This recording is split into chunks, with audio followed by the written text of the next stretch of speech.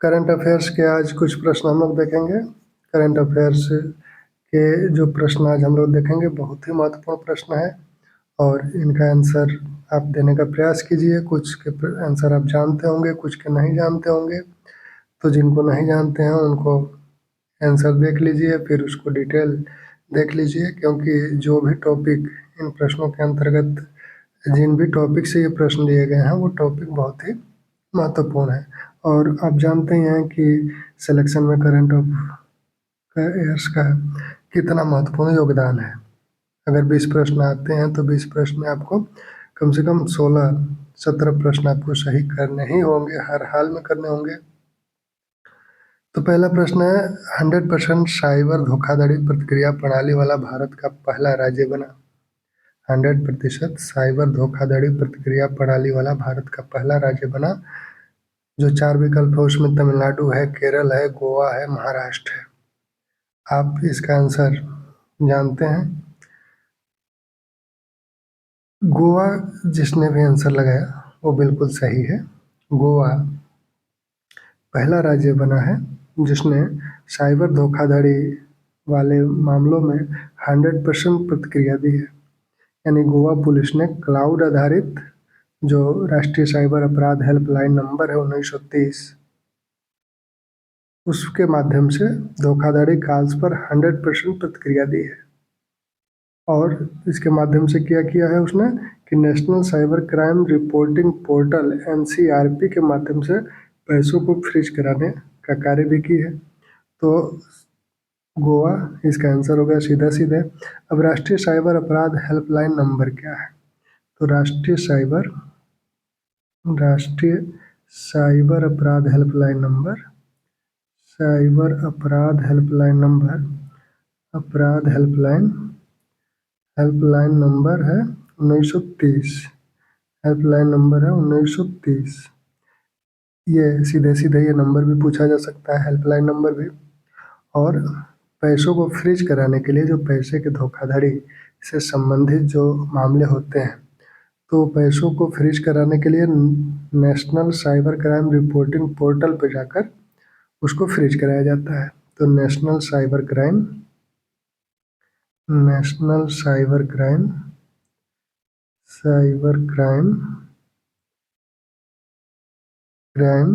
Reporting portal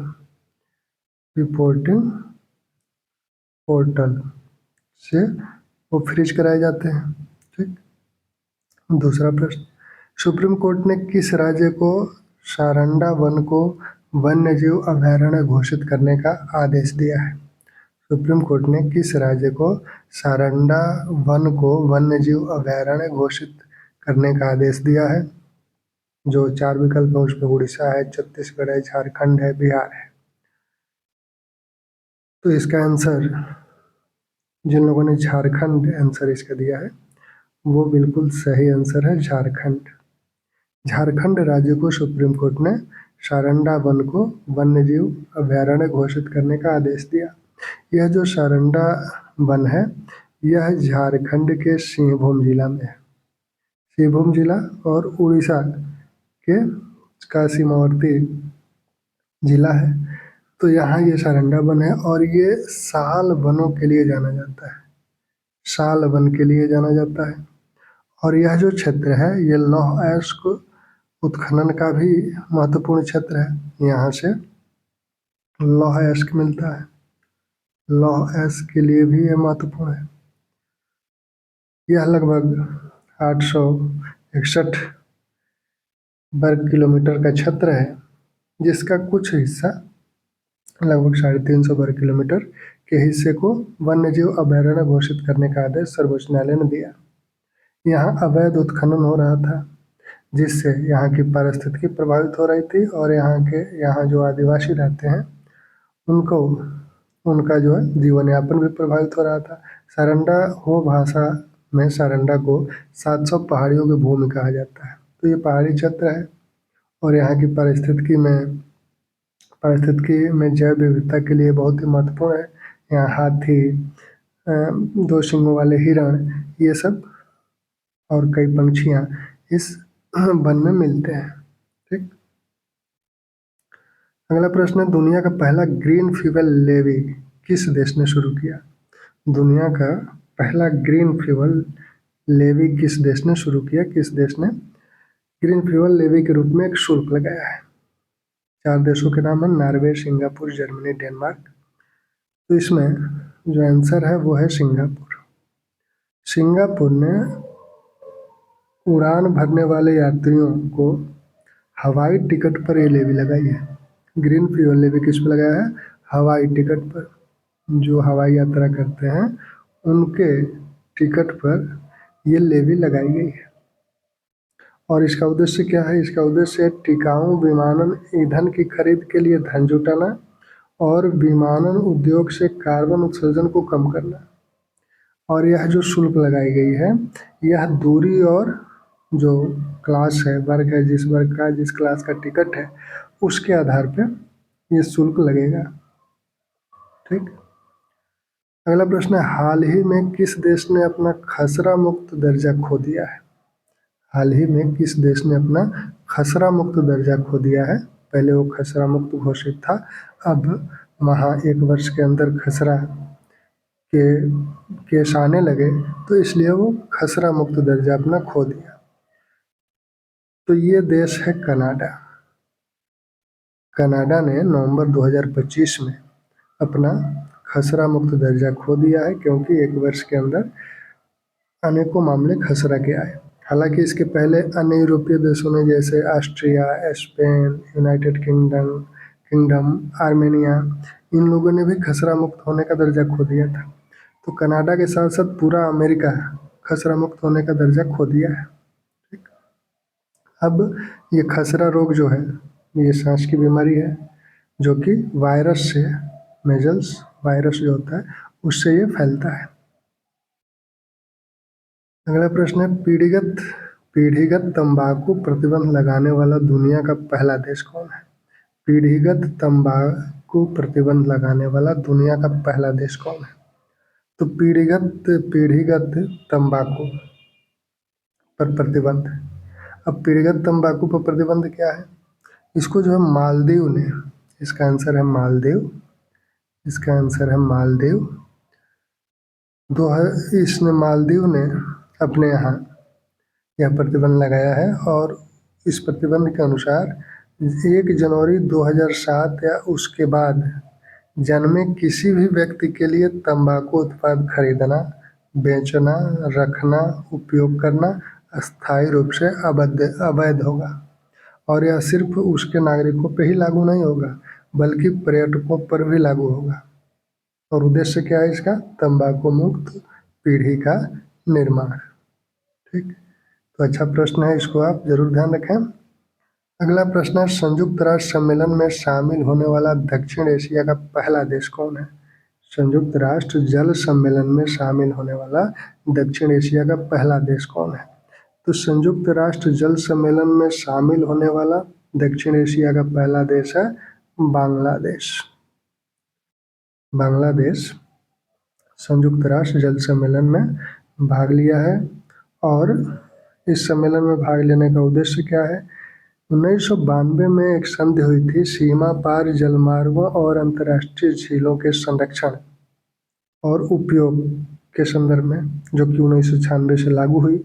और 2016 में ये संयुक्त राष्ट्र के सभी देशों के लिए खोल दी गई संधि। 56 देश इस कन्वेंशन में को अपना चुके हैं। बांग्लादेश ने इसमें भाग लिया गंगा, ब्रह्मपुत्र और मेघना बेसिन के प्रबंधन को लेकर। बांग्लादेश ने भाग लिया। हालांकि भारत इसमें भाग नहीं लेता है।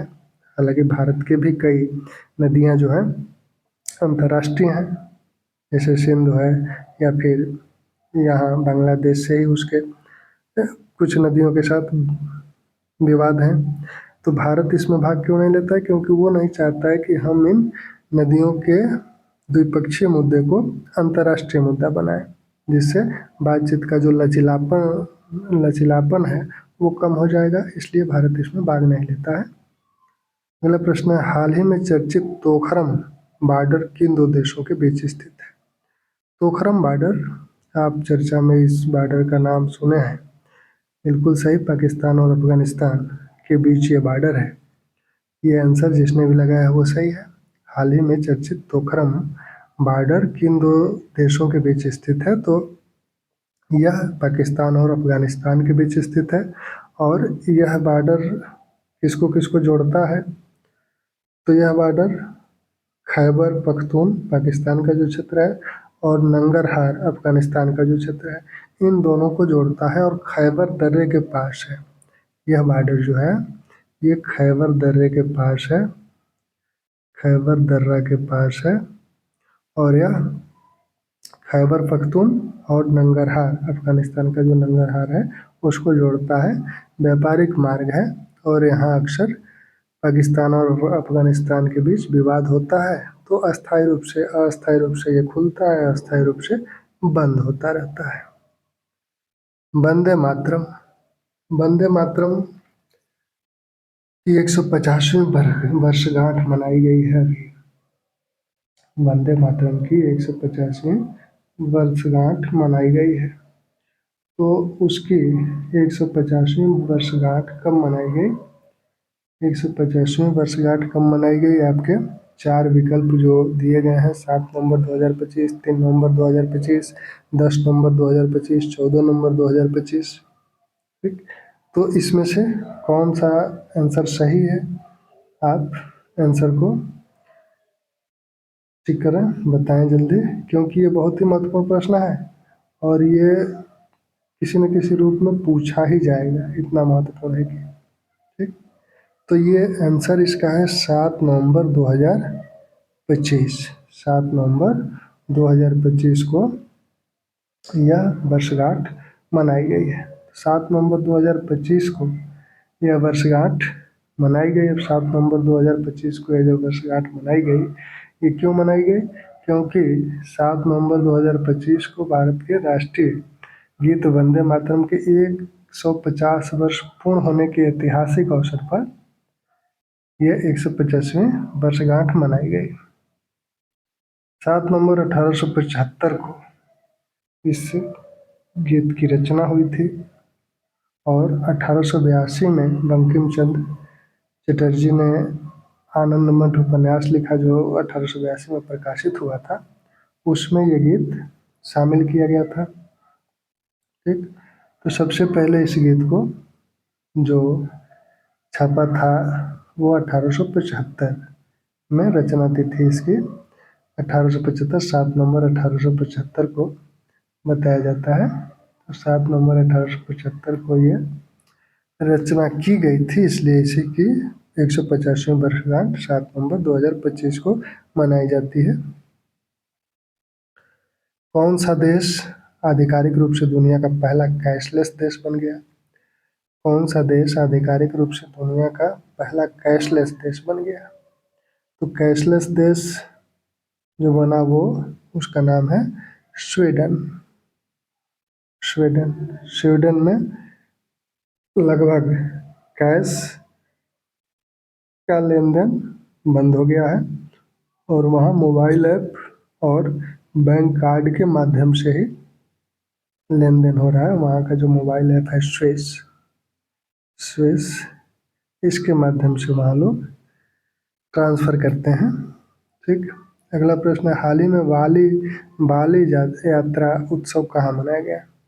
तो बाली यात्रा उत्सव जो मनाया जाता है वो उड़ीसा में मनाया जाता है, कटक में महानदी तट पर। और यह उत्सव इसलिए मनाया जाता है क्योंकि कलिंग का दक्षिण पूर्व एशियाई देशों के साथ जो समुद्री व्यापारिक संबंध था उसकी याद में यह बाली यात्रा उत्सव मनाया जाता है।